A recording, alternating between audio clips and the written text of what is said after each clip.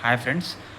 ఒక విషయం ఏందంటే మొన్న మూడో T20 match India versus England మ్యాచ్‌లో ఇండియా 76 రన్స్‌కి ఆల్ ఔట్ అయింది కదా! 100 ప్లస్ రన్స్‌తోని డిఫీట్ చేసింది కాబట్టి లాస్ట్ పోస్ట్ మ్యాచ్ లోపల జోఫ్రా ఆర్చర్ మాట్లాడినప్పుడు ఏమన్నాడంటే ఇండియా లోపల ఫ్లాట్ పిచ్చెస్ ఉంటాయి. బౌండరీ సైజ్ చిన్నగా ఉంటది.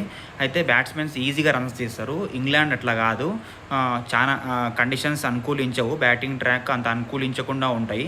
కాకపోతే చాలా సహనంగా ఆడాలి. చాలా ఓపికతోని ఆడాలి. ఇండియన్ ప్లేయర్స్ అట్లా ఆడలేరేమో అనేటట్లా మాట్లాడాడు జోఫ్రా ఆర్చరు.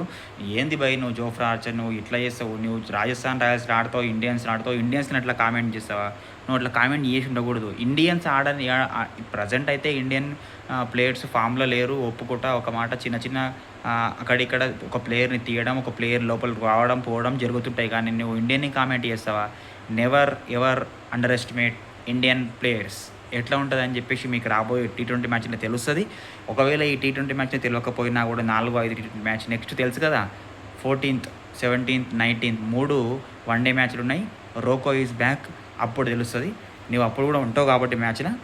ఎవరు ఫ్లాట్ పిచ్‌ల మీద ఆడతారు, నార్మల్ పిచ్‌ల మీద ఎవరు మంచిగా ఆడరు, ఎవరు ఏం చేస్తారు, ఎవరు ఎట్లా ఆడతారు ఏందని చెప్పేసి నీకు తెలిసిపోతుంది. Jofra Archer చూసుకుంటుండు.